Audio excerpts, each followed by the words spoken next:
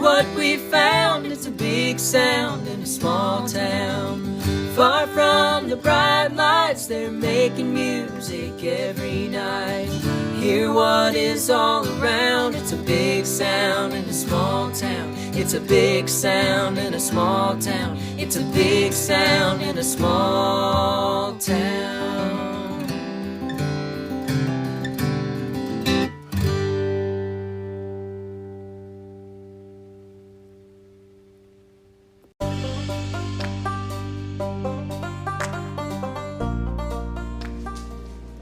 Hi, and welcome to Big Sound Small Town.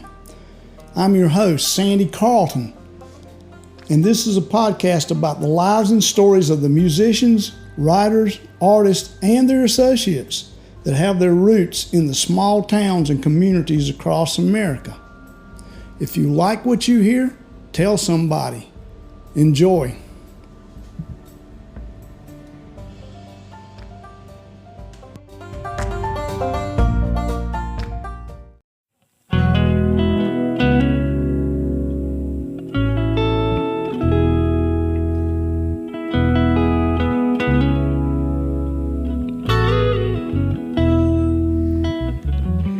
Fight like dogs most of the time, and I hear them through these walls of mine.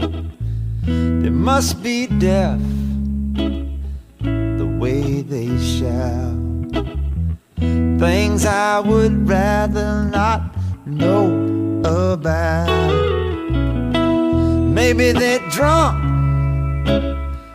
maybe they're stoned, maybe they can't leave well enough alone. But there ain't nothing that I can do. I don't care who did what to who. I just walk across and turn the TV up. Wish I was in love. Yes, I wish I was in love. I wish I was in love. I wish I was in love. So do I wish I was in love. They don't know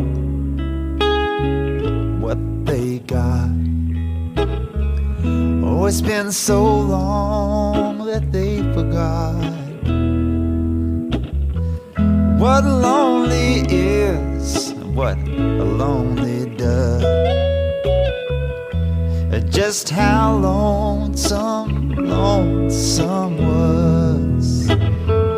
It's been so long since I got dressed for anyone but myself.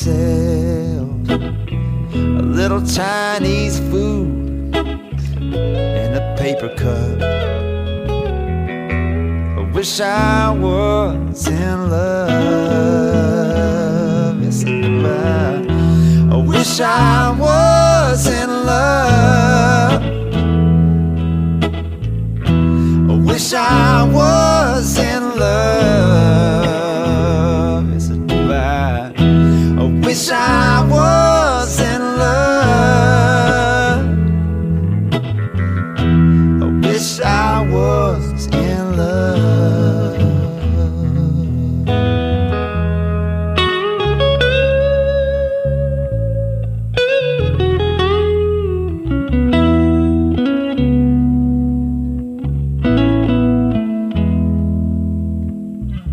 Be good to each other, be kind tonight. Hold your baby and hold her tight.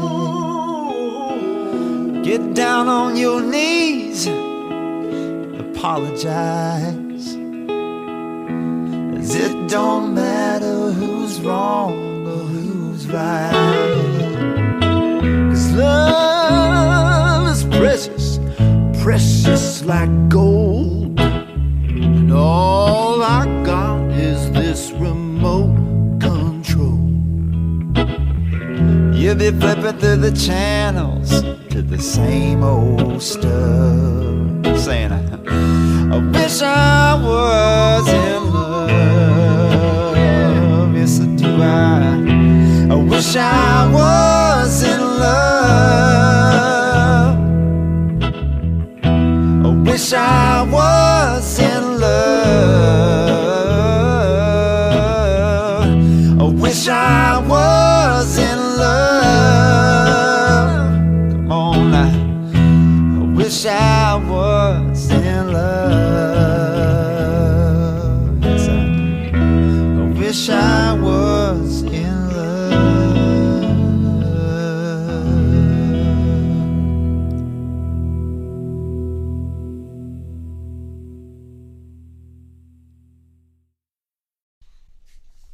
Today on Big Sound Small Town, my guest is singer-songwriter, a North Carolina treasure, Jonathan Byrd. Welcome to the show, Jonathan. Thanks so much, Sandy. I love the fact that with all your records, with all your videos, you still call North Carolina home. Oh yeah. You know, I was tempted. I was never tempted to move to Nashville, honestly. I like that city. I like the people who live there, but it never felt like a home. Unless I'd make a home. I was tempted to move to Austin, Texas. I do understand that. That was a town that felt like home to me. And actually, before we rolled tape, we had a little bit of discussion about Texas and how much they appreciate their own original artists. They do. I mean, let's talk.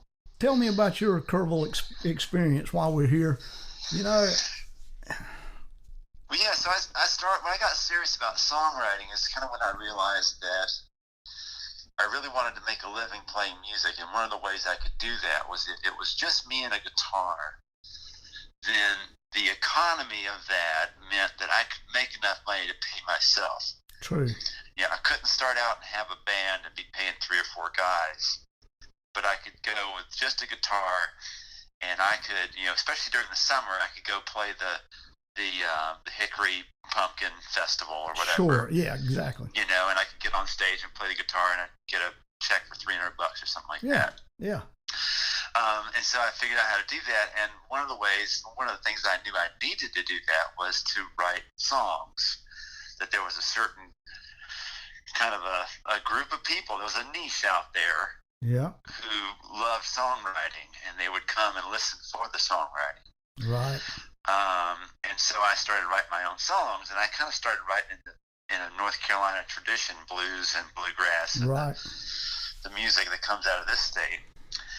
So my friend Chuck Brodsky's out of Asheville, North Carolina. Yes, I know Chuck. Yes. Great writer. He is. Real hero for me. And I'd heard him on the radio, and then we did a show together, and so we made friends. And he said, you need to go to Kerrvile, to the Kerrvile Folk Festival. And he told me all about it. It's in Texas. It's 18 days. It's kind of daunting, really. It is. Yes, it is.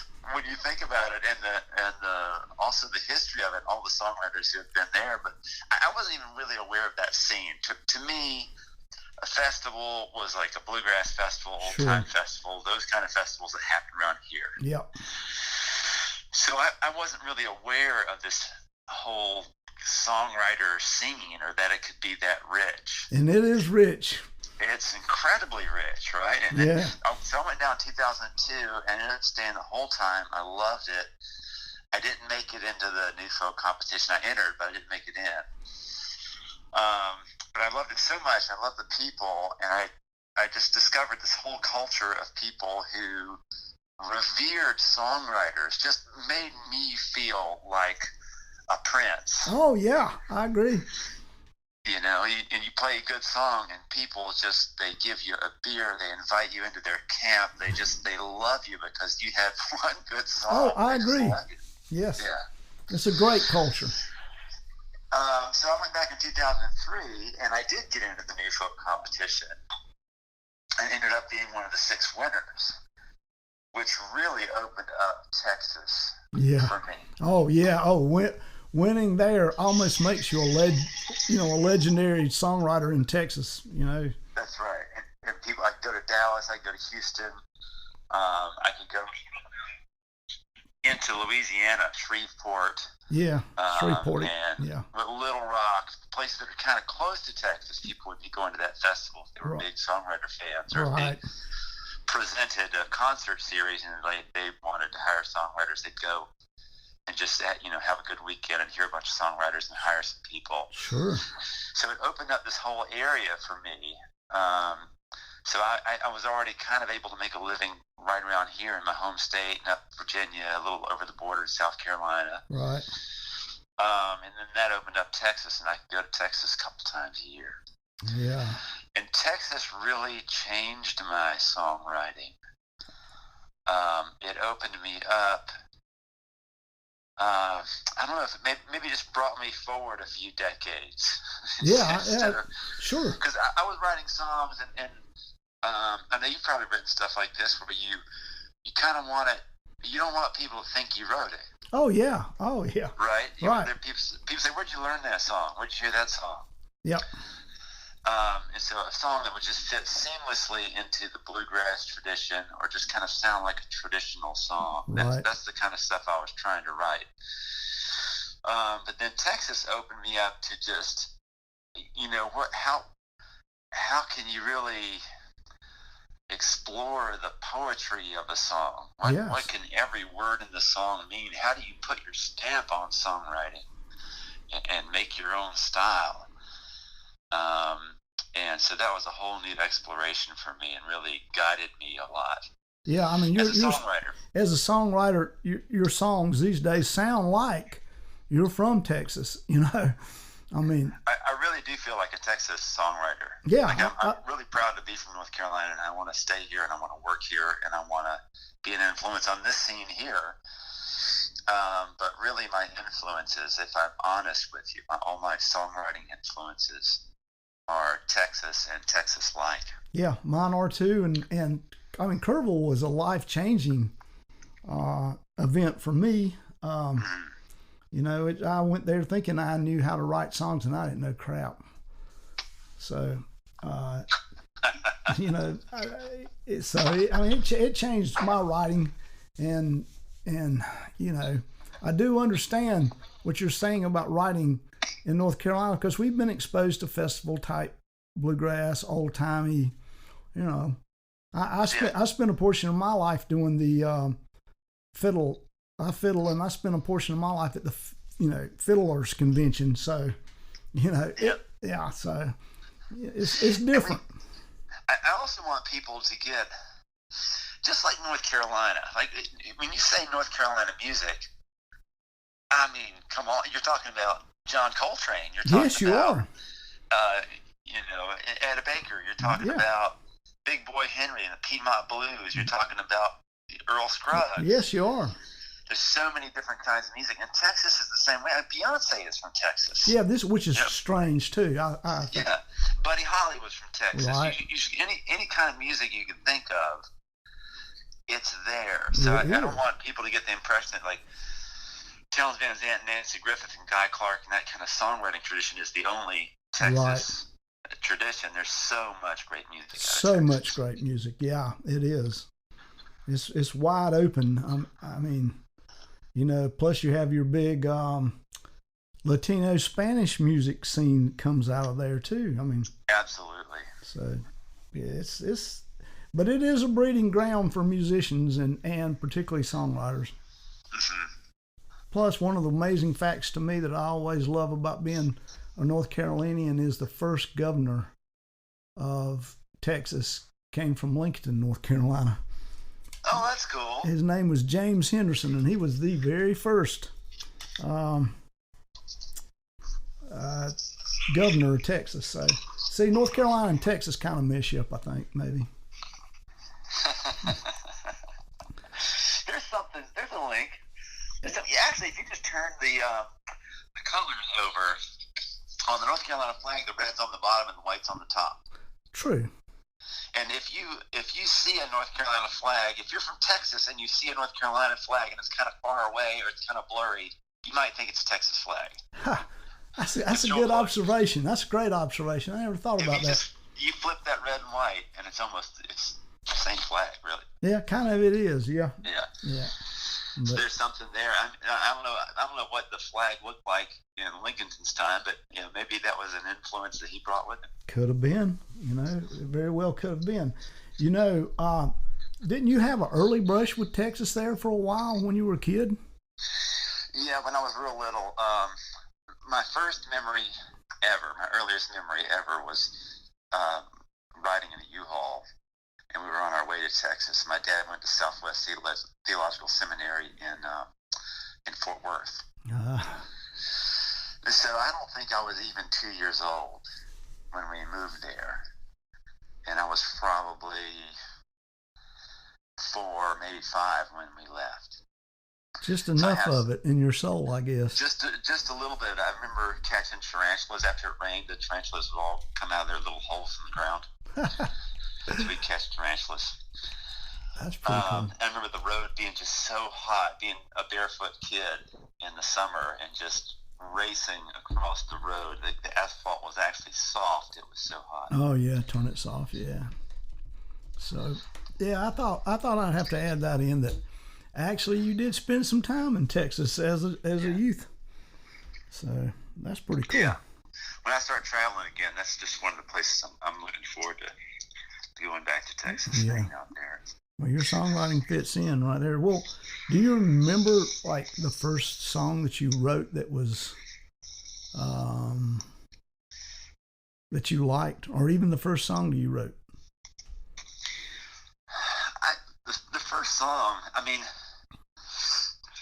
as soon as I started playing music, I started writing things, creating original pieces. Okay. I remember my mom teaching me some piano when I was 7, 8 years old. And I went through the workbooks, but I also would just sit at the piano and explore things, or pick out tunes, pick out jingle bells, or just pick out a melody on the piano. And I don't really remember when I started playing music. My brother had a guitar around, and I just messed around with stuff all the time. And when I started songwriting, I was I guess in high school I remember writing some songs, but not really understanding how to take it seriously, how to approach it seriously. I had some words that rhymed, and they went with the melody that I'd written. And I did that with like rock bands. I had rock bands, and I'd write songs, and they were kind of cool. Right. But they didn't really have that level of songwriting. I didn't know how to aspire to it. I didn't know how to access it. In fact, a girlfriend of mine took me to see Townes Van Zandt when I was 23 or 4, maybe. Mm-hmm. And I couldn't have told you his name when we left. Wow. I didn't know how to recognize what I was hearing. I didn't have that songwriting language. Right. But something flipped a switch in my head when I started playing old-time music, going to fiddle festivals. Right. And I think part of what was intriguing about it to me is that it was not polished. Yes. That if you were 4 years old and you just started playing the mandolin, or Grandpa had a washboard or whatever, you were in the band. True. And that was very appealing to me. There was something about that. And then people would sing these songs that were just anonymous songs that got handed down, and they had weird, dark things in them, and they were mysterious. And sometimes they didn't quite make sense, but they were compelling somehow. Also, as a musician, the modal quality of that music was really intriguing to me. It is. It is. I agree totally. So I got into that, and those anonymous kind of story songs, I think something clicked with those. That classic rock lyrics don't have to necessarily make sense. No, they do not at all. And that's kind of what I grew up on. But those lyrics, they would have a story, and they would follow a certain chronology, and the people would have to meet, and then something would happen, and the characters were driven by events, and there's something that clicked for me in that, and I started writing songs that had those kind of details and had a flow like that. And I guess that didn't sit really crazy good with playing rock and roll, did it? Well, it's funny. Like if you listen with that ear to almost any kind of music, once you get that ear, well, this is true for the lyric, good observation. Then you find stuff. You find stuff like Prince, or the stuff that Sting writes. Exactly. Yeah. Or going back to Joni Mitchell. I mean, my God, that woman can write a song. She can. She really can. And her own thing, like there's a song that I used to teach. It's called Coyote. Yeah, I know the song. Yeah. Yeah, and it's off of an album of hers called Hejira. I think that's how you say that word. I'm not sure. Mm-hmm. And but it has a melody. But the words, like sometimes there'll be 3 words in a line, sometimes there's 7. True. And she pushes and pulls and squeezes them and gets all this stuff in there. It makes it feel conversational in a way that I don't know that there's anybody else that does it that way. Well, she's actually a wonderful songwriter. I mean, you have to work to be do any better than that. I'll tell you that. So I guess at some point then during this time you're deciding that music is what you want to do with your life? Yeah, when I was about 29, 28, somewhere around there, I had been in the Navy, I worked at the grocery store, I delivered pizzas, I did all kinds of things, and I always played music. Right. And I would, my guitar was actually strapped to a water main beside my bunk on the ship.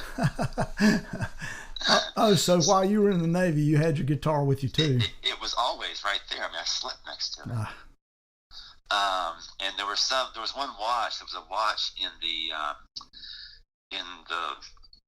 rudder room, which is there's this big machine that turns the rudders of the ship, so that the ship can turn. It's an enormous ship, so the rudders are huge. So you gotta have this big machine to turn them.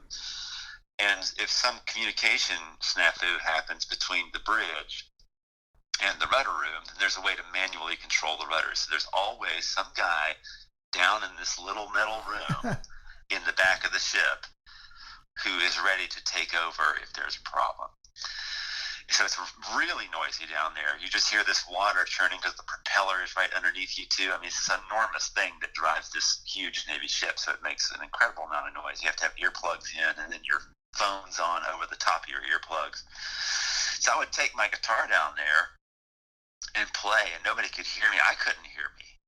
I kind of knew what my fingers were doing. If I knew something I wanted to learn, I knew what my fingers had to do in order to do that. So I would just sit back there for 4 hours of watch and just play your guitar and play my guitar. That's pretty cool. So I realized at some point, I'm like, why am I working so hard at these other things that don't have anything to do with what I want to do with my life? Sure.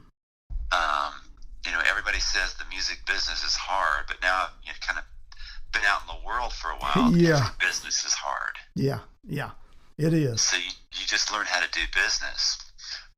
And so that's when I started applying myself to it and making a living. I mean, your stuff. Okay, if we take your recording career and stuff, it's you've been all over the place. I mean, I look at it and I'm thinking, wow, but he still lives in North Carolina, Yeah. I mean, I don't know how that happens exactly. The more I travel, the more I realize how special this is. Mm-hmm. I think North Carolina is really special. I think where I am in North Carolina in particular is really special, being in the Chapel Hill, Raleigh, Durham. Sure. Mebane is right there in Burlington. Right. I have access to anything you could want, really. True, you do. And if I wanted to go to the beach, that's close. If I wanted to go to the mountains, that's close. If I want to go to the theater, if I want to go to an art museum, True. any kind of food Oh, yeah. anywhere in the world just about that I want is somewhere within 30 minutes. Sure, it is. I mean, that is a prime location to live in North Carolina. Yeah. I mean, the music scene is so great, and each place has their own. Raleigh has its own music True. scene. Durham has its own music scene. Chapel Hill has its own music scene. Mhm. Alamance County has its own thing. This is true. Yeah. Well, now, but you've taken your stuff. I mean, you've left here, and without being on a huge label, without having Nashville backing, or, you know, you've taken yourself to just about every show, everything there is to do. Yeah. You know, you just gotta keep calling people until they say no. And then it's great because you can move on and do something else. True. Like, Yeah. no is always the second best answer. Yeah. But I'm still in North Carolina also because, you know, people want what I've got. Like, I do there's a conference called the Folk Alliance Conference. It's a big international folk conference, and a lot of things kind of fall into that folk umbrella. But these guys were over from Denmark, and this is, I don't know, 8-10 years ago, and they were a band, and they were looking for American songwriters to bring to Denmark, and they heard my stuff, and they loved me. They brought me over. We did a couple tours together. We made albums together.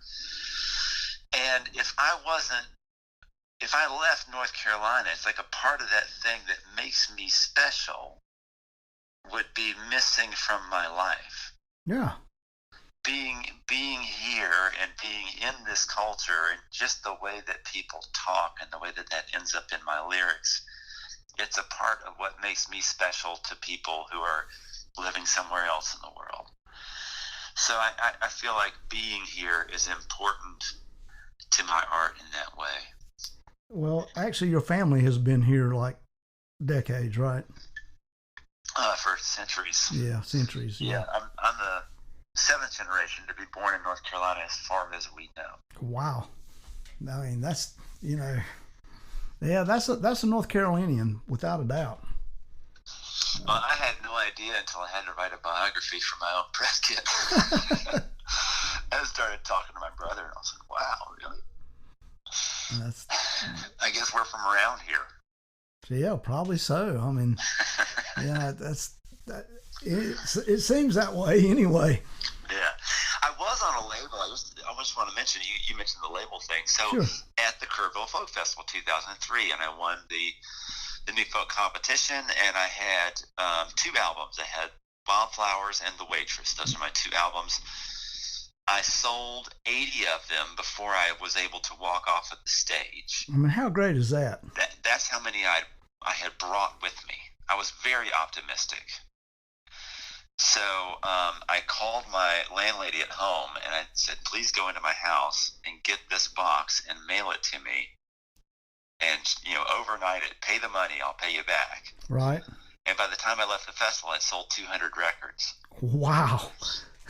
And I outsold everybody, even the stars that were playing the main stage. It was really amazing. And that intimate relationship, that's something that happens in Texas for people. It is. It doesn't matter how big you are. It matters how much they like your stuff.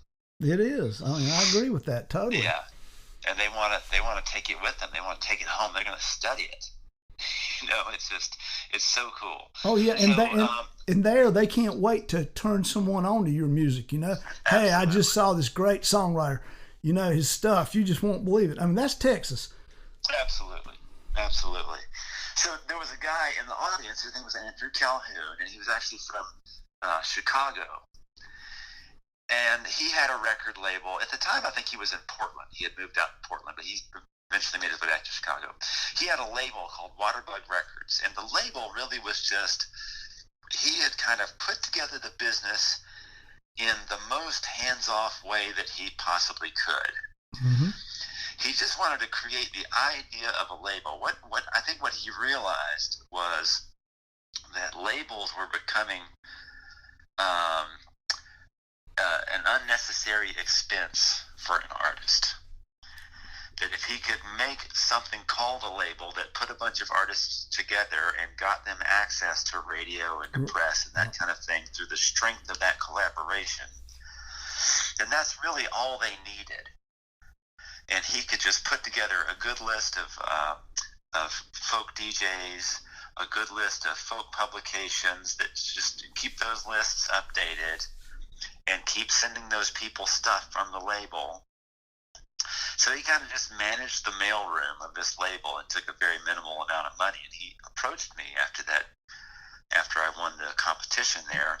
And then the winners do a winners concert. There's Right. 6 of us. There's six winners, which is super cool. I love that too, because the judges can pick a diverse kind of group of writers. And then the 6 winners do a concert. And so he has seen that too. And he's like, well, you can put on a show too. And I saw that. And I'd love to put out your next record, and here's how it works. So Waterblood Records carried my stuff until this last record. They just finally closed up the shop. Well, it's an excellent concept even today. I mean, it's still a good concept. Well, now he closed up shop because there's just CD sales just fell to nothing. Right. Which there's a bunch of sides of that. Like, I love Spotify. I love YouTube music. I love those services. I use those services all the time. And I love the fact that instead of spending, $15,000 or something publicizing a record the way I used to do, like I hired a radio publicist, I hired a press publicist, and then as the internet came of age, I started hiring a social media person. Sure. For a release. I mean, it's just too much work for one person to manage a good release. So instead of that, I can record a track when we get off the phone. Yeah. And I can put it on Bandcamp, and I can hit my email list to my Facebook page and sell something today. Yeah, which is great. And I can put it on Spotify, I can put it on Apple Music, I can put it on YouTube, and generate content that attracts more people into my thing, so that when I do that, when I put something online, I get ready to sell it, I can sell more of it. And I have this relationship that doesn't rely on me spending so much time and money putting the record out there. Spotify makes it easy for me. Apple Music makes it easy for me. YouTube makes it easy for me. I don't want to give everything away, but I certainly want my art to affect people. Right. I want people to interact with my art and for it to affect their lives and to move them. And the way to do that, from as far as I can tell, is to get yourself a billboard on Times Square, to get be able to put yourself in the rack beside the Snickers bar at the grocery store. Right. You got to be out there where people can find you. I agree. So I love all that stuff, but it is if you're looking for good sound, the audio quality of a CD is unbeatable. And I still like vinyl. I still like analog stuff, but that's a color. It's not, when you really break it down, the sound quality is not as, quote, good. It's a certain color, and it's cool, and it's magical. A piece of vinyl, a diamond on a piece of plastic is like some kind of beautiful quantum paradox or something. But the quality of digital music, what it got to, is really amazing. We've been listening to MP3s, and we've been streaming on YouTube and stuff like that. And when you just take a break from that and put on some headphones or put on your good speakers and put a CD on. Oh, yeah. You forget how good it is. Unbelievable. Yeah. Silky smooth. Yeah. You forget the depth at which you can hear it as opposed to through your MP3 and your headphones, It's cool. And a lot of people will say, well, I don't even have a CD player anymore. You can hardly find one, right? And that's true. So, but there's a service called Bandcamp, and Sandy, I'm sure you know about Bandcamp. I do, but for anybody listening, you should talk about Bandcamp. Yeah, you can download full quality WAV files. We have to upload full quality WAV files to Bandcamp. They make you do that. Mm-hmm. And so when somebody downloads something from Bandcamp, not only are they paying the artist directly, but you can choose what kind of file you want to download. And if you want MP3s, that's what you download. But if you want full quality WAV files, just like you're listening to a CD, you can download that from Bandcamp. Yeah. And iTunes will actually play 24-bit 48K. iTunes will play almost any format you throw at it. Yes, it will. It'll play the files that we use in the studio, much less what's on a CD. Right. Yeah, this is true. This is true. So you're doing are you doing most of your recording these days at home? The last record we did, and the tunes that we're listening to, most of the songs that we're using for this show were recorded at the Rubber Room with Jerry Brown in Chapel Hill. Yeah, I know. Mixed by John Keane down in Athens. I know John too. Yes. John's just such a great guy. Yeah. He's got gold records and he just doesn't care. He's got platinum records with his name on them, and he just doesn't. He just wants to work. Yeah, I agree. Working. He does. I don't think he's in it for anything but what he's doing at the time. You know. Yeah, absolutely. So he mixed it and then mastered by Brent Lambert at the Kitchen here in Carrboro, a great mastering studio. So we did the full thing on that record, Pickup Cowboy, right. and the tracks that we've been listening to from Pickup Takeout, which was 6 tracks that were recorded during that album that didn't make the record. But the guy who played cello with us, Paul Ford, the last day of recording for that whole record, he was diagnosed with brain cancer. They found a tumor. Yeah. And his playing was amazing. You wouldn't believe it. He verbally wasn't able to make sense the last couple of days. But his playing was incredible.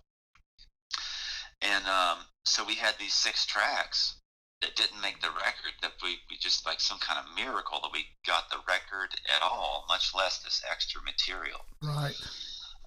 And so we finally said, well, we should just put that out as an EP, a 6-track project, because the songs are great, and it's this beautiful record of our friend, and it's amazing playing that he did. So that's most of what we're listening to, and then we also listen to, or either we have or we're going to listen to, I've Been Everywhere. Yeah. Yes. Which is a parody that I wrote of that song about being stuck at home. That's been a big one around here. It so touches what's been going on, and there's a lot of days when things are kind of kicking around strange here, and we'll go over there and put that on. You know, it's like, you know, it kind of just brings us. It just lightens up the mood for us. That's good. You know, we walk over. So I'll come in. I can tell the mood if I've Been Everywhere is on. I can tell what. Okay, maybe things have been a little awry here today because maybe somebody's a little stir crazy here. So, right. But yeah, that's fabulous too. I mean, that is really a fun. It's a fun video too. Before I forget it. Yeah, that was fun. Just doing it in my house.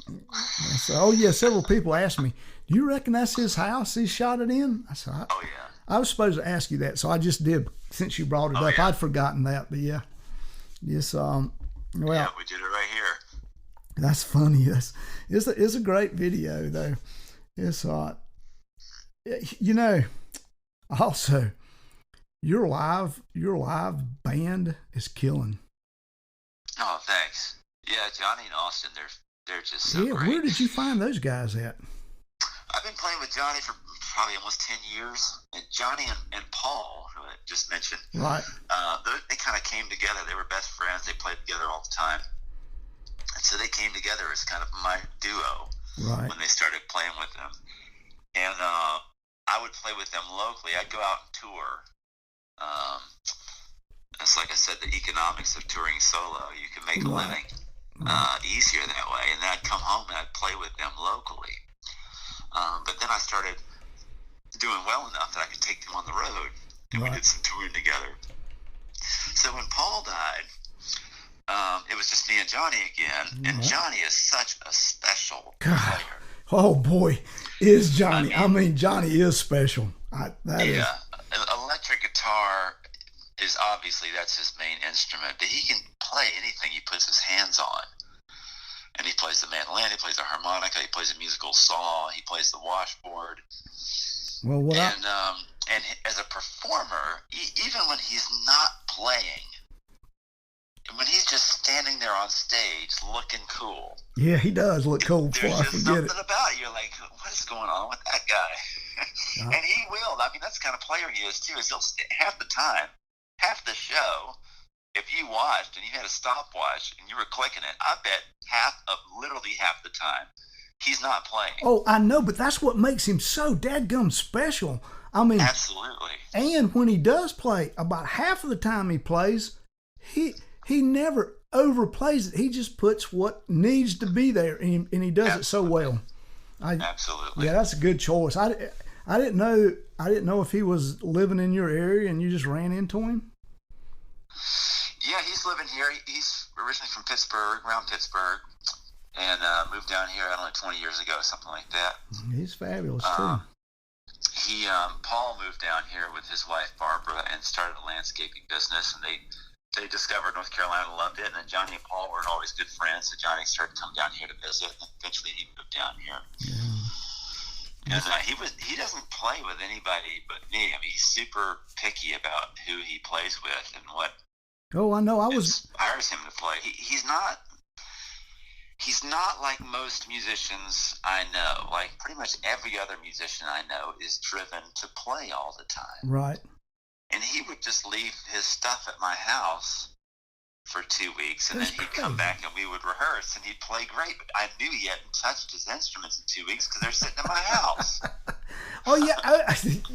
I mean, this is funny, too. It's like, okay, he's really cool, too. I'd like to get in touch with him. Man, he don't do anything either. I mean, he's not on, if he's not with you, he's not on social media at all. No, he's not on social media. You know, it's like, yeah, man, I'd really like to talk to him. And it's like, well, that's a wall. I mean, there's nothing to find there, you know.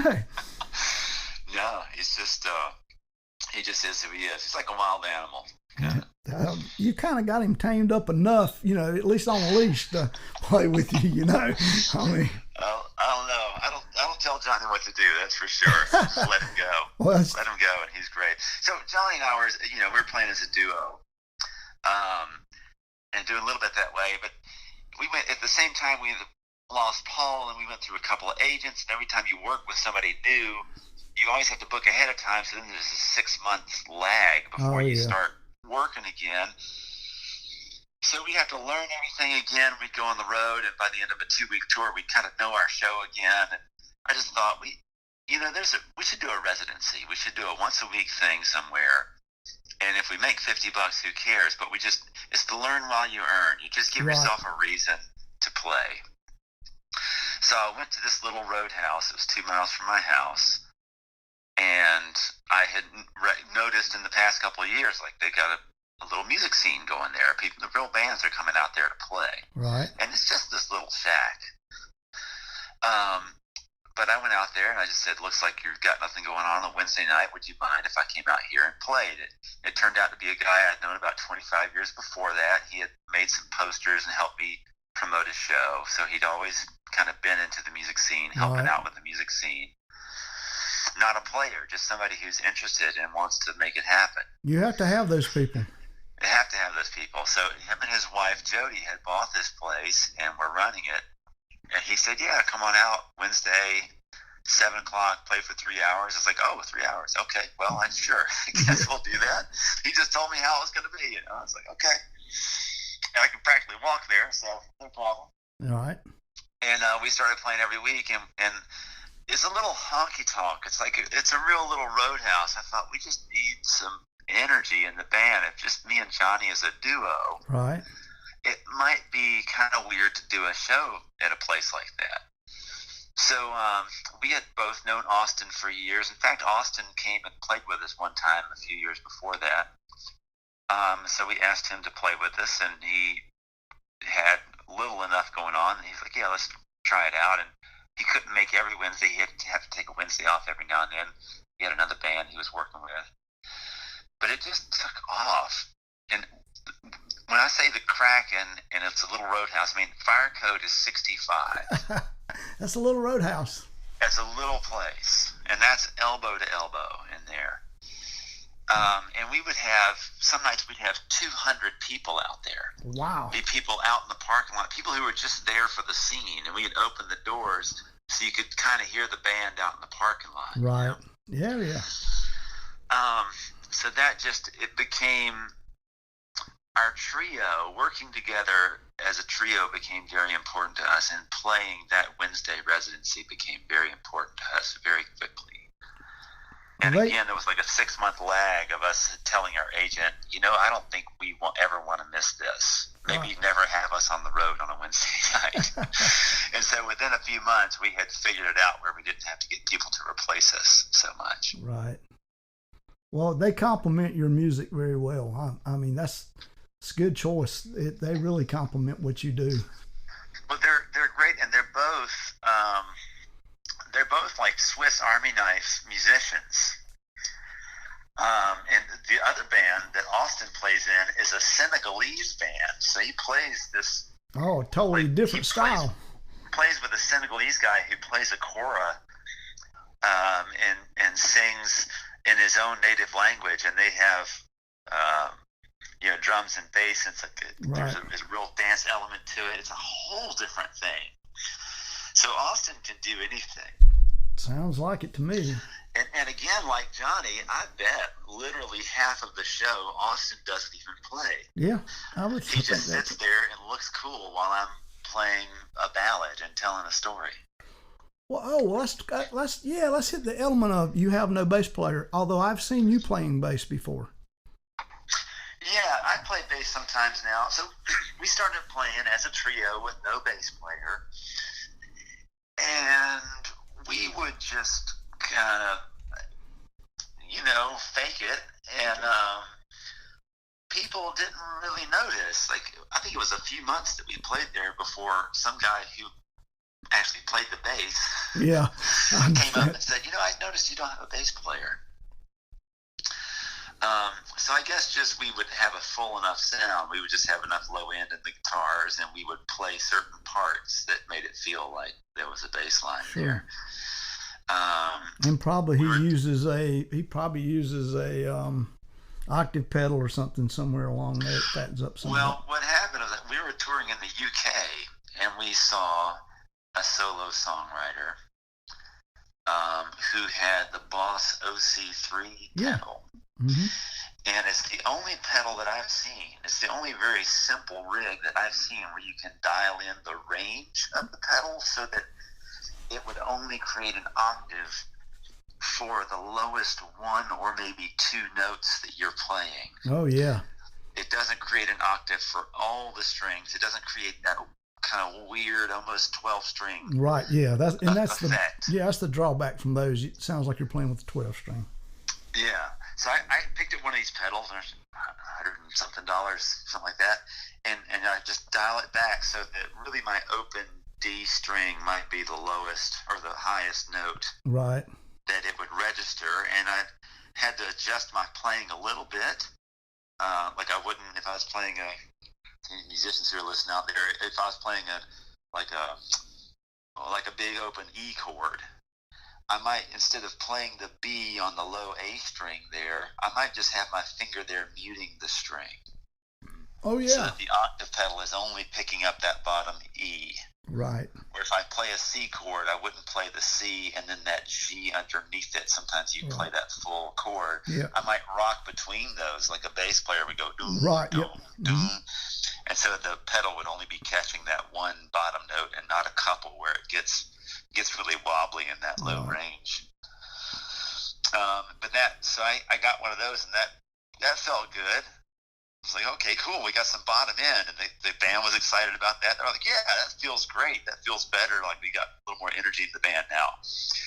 And I don't know, we didn't get a bass player. It's like I was looking for a certain kind of person, and working with Johnny and working with Austin, they're so special and they're so individual. I don't know. It's like dating. Just not everybody works, even if they're a great bass player. True, I agree with that. There's a personality thing, and there's a a look and a certain style that goes with the band, you know. And yours is so cool. I mean, I could see where that's so magic. I would be really careful if I touched it. You know, it's just. Well, and we've had some great bass players sitting with us too. Kashana Armstrong she'd be in the band now if she lived here, but she lives in Nashville. Right. But Glenn Jones is a great local bass player who sat in with us. Greg Climate came through on tour. He's a cool songwriter, and he's a bass player as well, and he sat in with the band on the bass on a thing.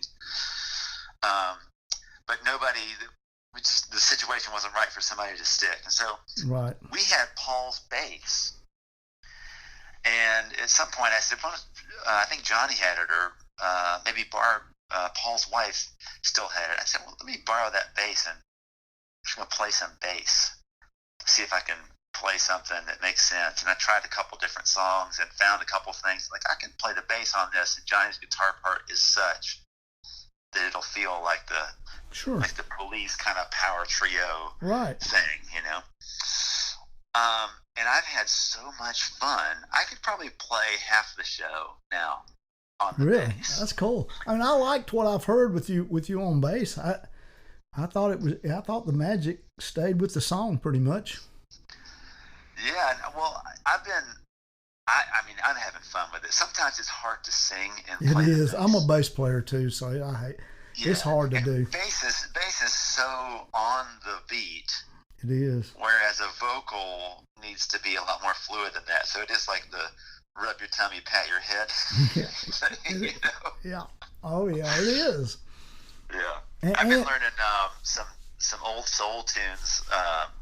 I've got to use my imagination and Midnight Train to Georgia. Yeah, that's good stuff. And stuff like that, and playing those bass lines and trying to sing those songs at the same time. Yeah. That's the workout right there. That's a challenge, no doubt. That's a challenge. Yeah, that's like get the metronome out and slow it down. Of your songs, do you have a favorite? Of my own songs? Yes. I have several favorites that are favorites for different reasons. I would say if I was going to play one song, if I was in a room full of Nashville writers and publishers, or if I was playing an open mic in Austin, Texas, and I knew people have a really high appreciation for songwriting, it was a high-pressure situation for the song itself. Yeah, I would play I Was an Oak Tree. That's a good song. Now, I mean, that is a fine song. That is a fine song.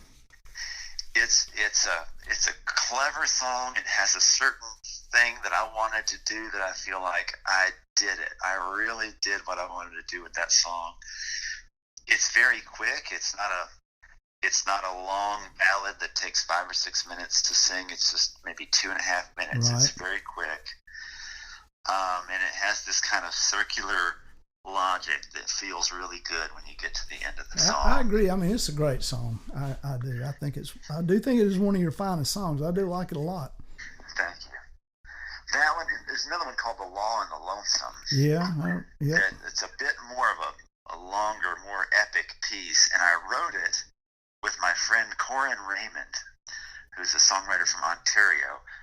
I think it's the purest co-write I've ever done, where it's actually hard to tease apart who did what in the song. That's good. And we've written a bunch together, and that's really, usually it's one of us has an idea for a song, and the other one of us helps the other write it. That's usually more how that co-writing relationship works. But for that one, it really was. It took us a couple of years to write it, and we emailed each other back and forth. We'd call each other every now and then, leave a message with a new lyric. And it took a long time, and it's hard to tell who did what. That's great. I mean, that's the way a co-write actually should be. I mean, I don't see you have a songwriting team like the people do in Nashville these days. 5 or 6 people get together to write a song. I could never do that. Yeah, that would be hard. That's too many people, too many visions of the song for me. It would be tough for me just because part of the rewarding part of being an artist is being very particular about what I put out there. Mm. Like, I always want to represent myself well. It's not that it could be a fine song, but it doesn't feel like my song. Right. I do understand that. Then I don't want it out there. So when you're writing in that situation, you don't really have control over that. You're writing for the team. True, you are. You're writing for the singer, whoever you want to sing it, and you've got to just serve that purpose. I can do that. It's a little harder for me, and it's just, in the end, it's not what I wanted to do with my career. Right. I always respected people like, even when I was young, like David Bowie. Sure. Who would just, he's practically a different man on every album. Yep. And he had a very specific thing he wanted to create, and he created that vision. Well, I mean, your stuff is kind of that way in the fact that one record is different than the other, for sure, you know? Yeah. I mean, it has the same... It's an opportunity to explore. Right. Yeah. Well, I still think Working Offshore is just a masterpiece, too. Oh, thank you. I mean, there's a sadness to it for sure, you know, but it's those words flow together so well. I mean, I don't know how hard that was for you to write, you know, if it was a long-term thing, but it's a fine piece of writing. It didn't take that long. It was what happened is I met this guy, Charles Red McEwen is his name, and he lives in Maryland. He's my ex-wife's cousin's brother-in-law. Okay. That's a song in itself. He was over for dinner one night, and he told me enough of that story that I said, what are you doing tomorrow? Could you come back here? And I want to ask you more about this story. And I just put my phone on the table and hit record, and he told me that story. Right. That is that song. So then I took that recording of him talking and then played it back and took notes, everything that I thought was interesting about it. And I came up with a piece of music and made the story rhyme and made it about 4 minutes long. Which, it's not as easy as it sounds, but that was the process. Right. So maybe within a few weeks, I had that song done. That's a fine song. It's a really good story, but it's a well-written song. Thank you. Yeah. It's a real showcase for Johnny too. It has become that one of those things that we play at almost every show, and Johnny sometimes will play or not even play as much as perform. Yeah, he does perform. Yeah, 5, 8, 10 minutes. Who knows how? We just have to hang on. But if we have a live audience, he'll go and sit in somebody's lap. He'll crawl on the floor. I mean, he'll go up to the bar and order a drink, and stand there and play, and then get his drink and walk back to the stage and then play some more. Like all the while, we're just keeping the song going, and he's doing whatever he does. That's really cool.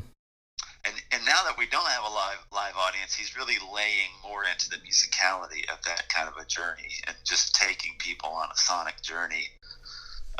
And it's wild. I mean, sometimes he'll detune every string on his guitar and just make howling noises, or you just never know with Johnny. Yeah, Johnny's one of a kind, without a doubt. I mean, he's too cool. But you have so many. I mean, how large is your catalog of songs?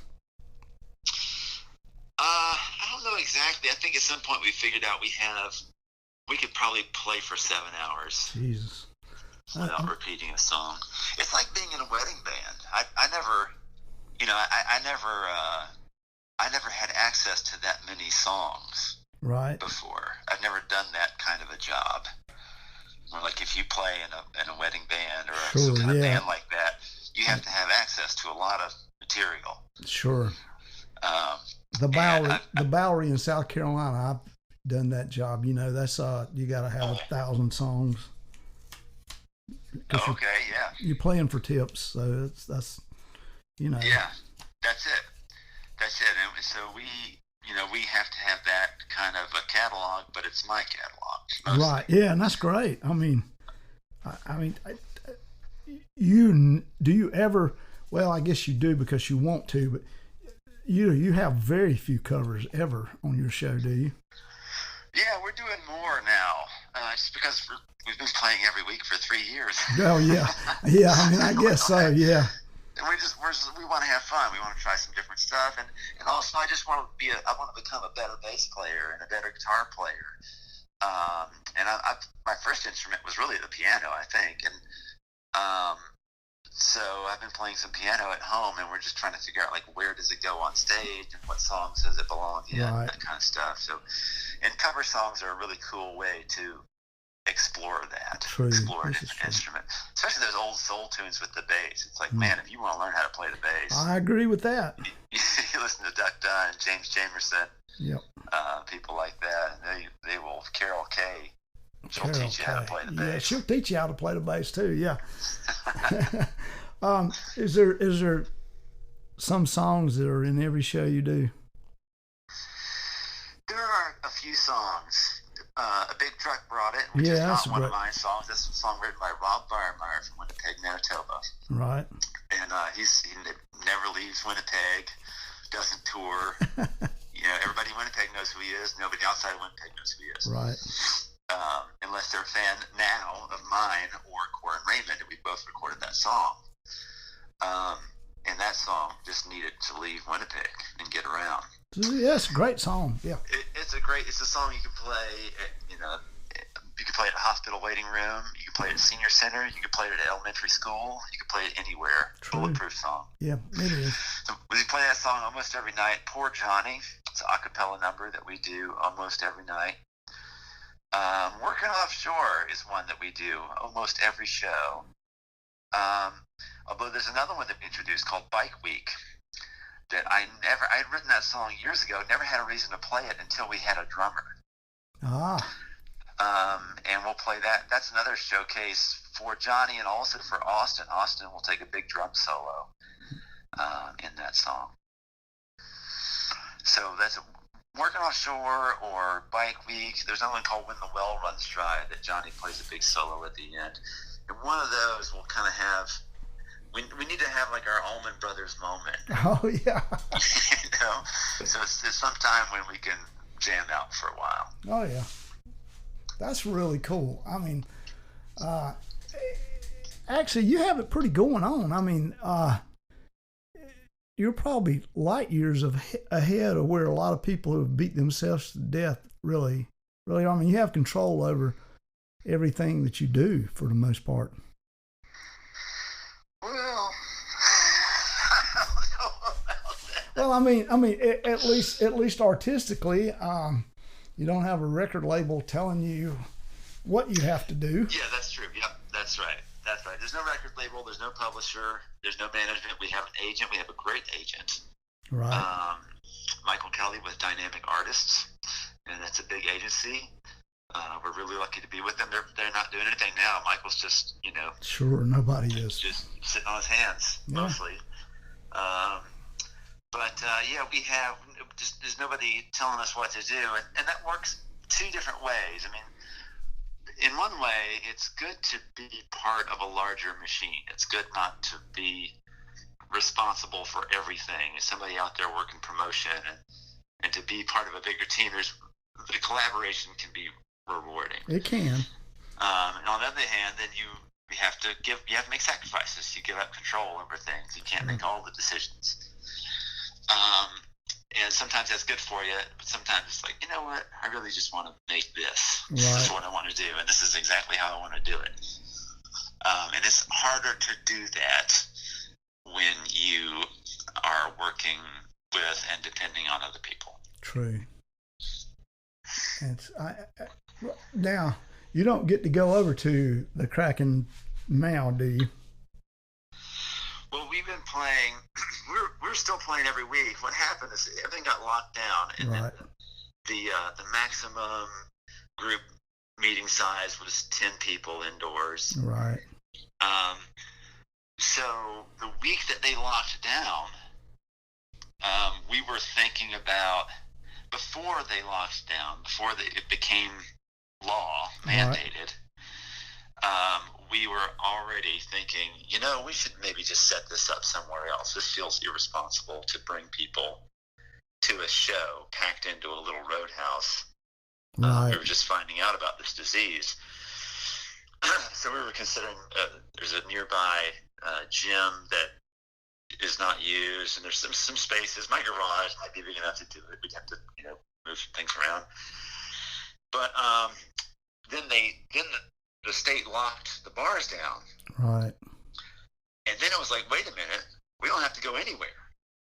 We have fewer than 10 people, and if Kirk and Jody are cool with it, then we can just go back into the Kraken and set up in there and do our show like we always do. Sure.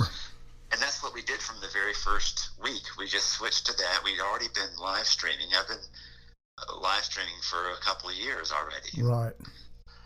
So we had that down. We had great sound and great video already. We were really ready to rock with the live stream.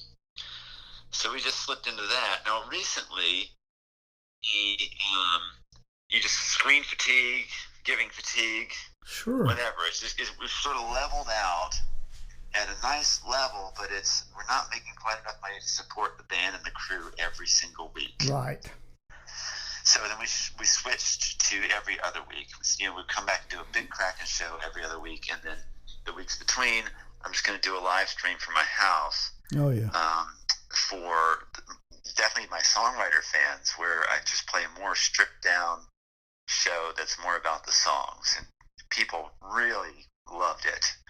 They loved having that variety.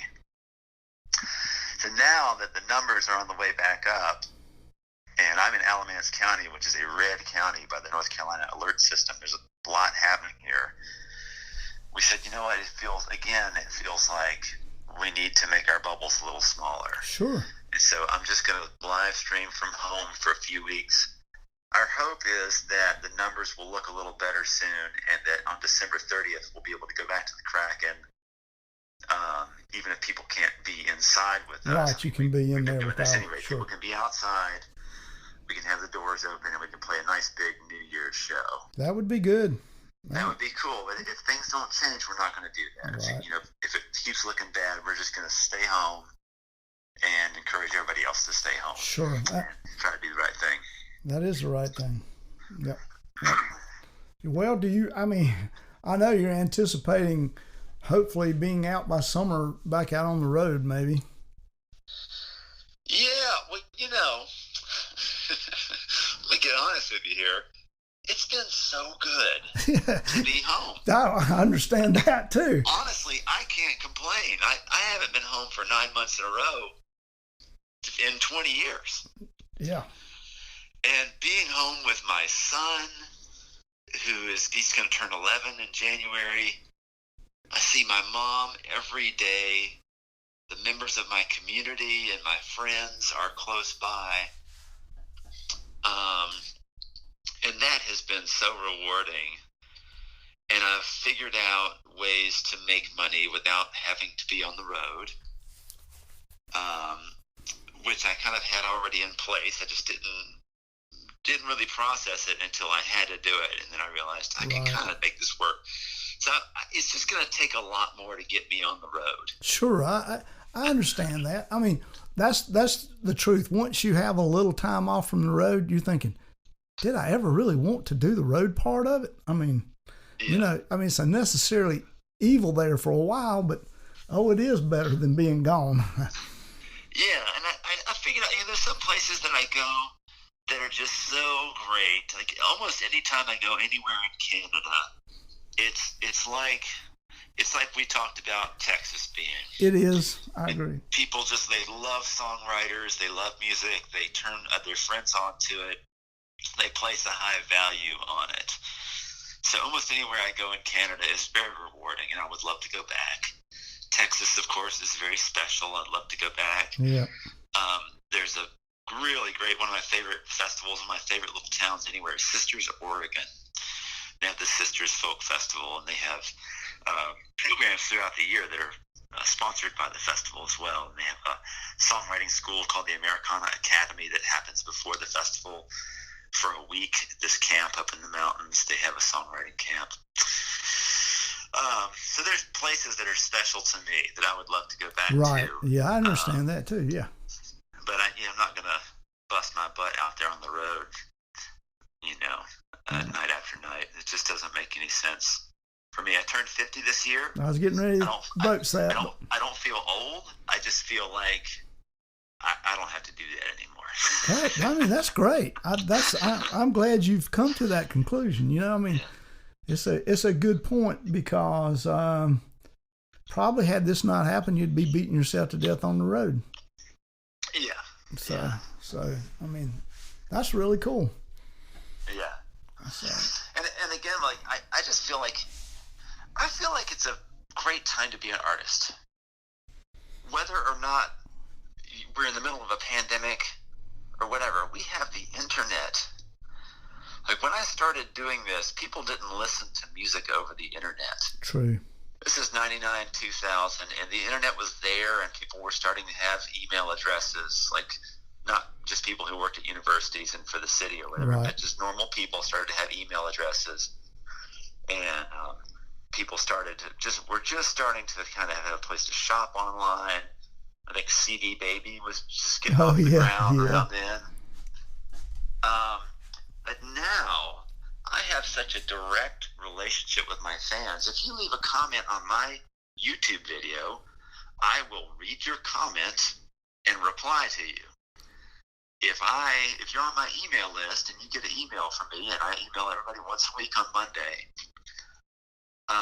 if you send me an email back from my email list, then I will get that email and I will read it and I will reply to it. That's if fabulous. You buy something from my store, I will put it in a package and sign it and take it to the post office and send it to you. And I never imagined that. When I was first starting out, I thought, gold records and Grammys and playing for thousands of people at a time, that was the only vision that I had been afforded of the music business. Right. And then I think a little bit from my early years working around here, but definitely when I went to Texas and discovered that there was a scene of people who are really into what you do, and you go back and play once or twice a year, I started to put together a different vision of what a music business could be. And now I love it so much. I don't really have to even send my album to radio if I don't want to. Right. That's a choice that I make now, but I don't have to do that to do business. I can put it online and people can hear it and my fans can have access to it. Regardless of the radio or the newspaper or any of that stuff that I used to worry about so much. Yeah, I mean that is great. The pandemic has been great for me because my podcast has just exploded. I guess people have time to listen now. Right. And I just want to say, to balance that, I want to say that the DJs who play this music and people who do what you do are so valuable and they're so incredible. I mean, people would put a box together with their own CDs from their home collection or even vinyl and take it to their local radio station where they have their show and turn everybody who's listening on to my music. Yeah, that's cool. They're the biggest music fans in the world, and it's so cool. And so when I say I don't need radio, I just also want to make the point that how awesome it is that there are people out there who care so much about the music scene.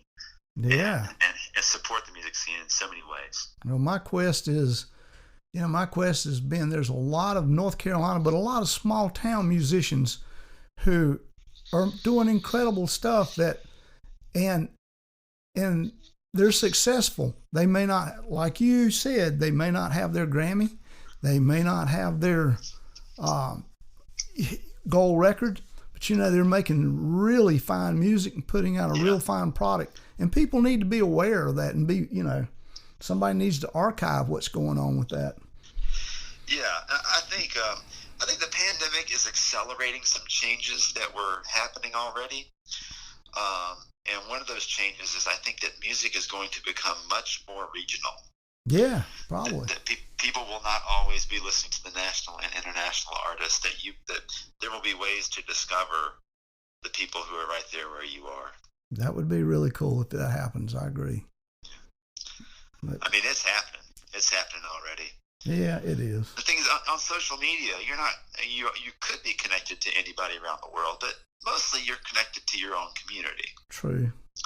And so many artists that's what they're doing now. They're reaching out through social media and through the internet. And so the artists that you can discover in your own sort of chaotically curated feed on Facebook or Instagram or whatever, so many of those artists that you're going to discover are going to be local and regional artists. And that's a good thing. It is. I mean, that also keeps music alive. That keeps musicians wanting to create, because you're not shut out by a town or by a record company or a label or anything. You know, right. You can continue to dream of making your sound, your music, without Absolutely. You know, with little restraints. I mean, maybe not the big glory that you attempted, but that's nevertheless not really a judge of how successful you are. Right. So, you know, speaking of North Carolina music, it's like Doc Watson had to go to New York. Sure he did. You know, the Ben Folds 5 had to go to New York. Yeah. You don't have to go to New York anymore. No, you don't. That's a recent thing. I think people are still catching up to the idea that the arts don't have to be from these places anymore. New York, LA, Nashville, maybe Austin and Boston. Sure. You know, that we can create from and work out of anywhere. Yeah. And I mean, and North Carolina is a beautiful place to do it out of. I will tell you that. Oh, man. Well, the access that you have, you know, North Carolina is not only a great place to work from and to live in, but it's an inspiring place to work. There's a lot of great art here. Yeah, there's there a great is. Conversation. There's a great literary scene. A lot of great authors live here. They do. A lot of fantastic musicians, and people have relocated here. True. People who have made their name in other places have come here to settle down. Oh yeah, they have. I mean, it's a good time to live in North Carolina. Yeah. So, but yeah, I've been here a long time, so it's been a good time for me to always live here. Even though I've journeyed here and there, you can't beat North Carolina. Yeah. So, Jonathan, I appreciate you taking the time to do this, man. This has been so interesting and entertaining. Your story is different than nearly anyone's I've come across. Well, thank you, Stacy. It's good to talk to you this morning. Yep, I enjoyed it. I call these Stacy Sandy. That's okay, man. It's okay. Hey, usually people think I'm a woman. You can edit that part out. Yeah. You can edit that part out. Well, you know, usually people think I'm a female when they're ready to do the show. I think sometimes they're in shock. And it's like, well, okay, it's okay, you know. So, yeah, I think sometimes people do it thinking. Sometimes I think the only reason they do it is they think I'm a female. So, you know, but I'll use it. It's you know, working for you. Yeah, it works. So, you know, but yeah. Hey, listen, I only wish you the best in the coming year, in the 2021, and take care and keep putting out the product, brother. All right, I appreciate it. All right, thank you. Yep, take care. All right.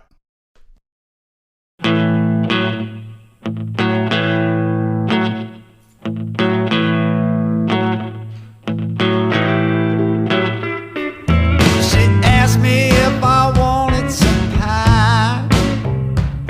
She's trying to put some weight on me. She'd bring it to the show tonight.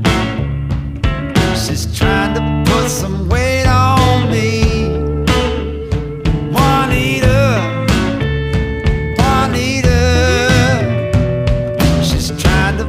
some weight on me. She came 4 nights in a row. She's trying to put some weight on me. A little sugar after the show. She's trying to put some weight on me. Juanita, Juanita, she's trying to put some weight on me.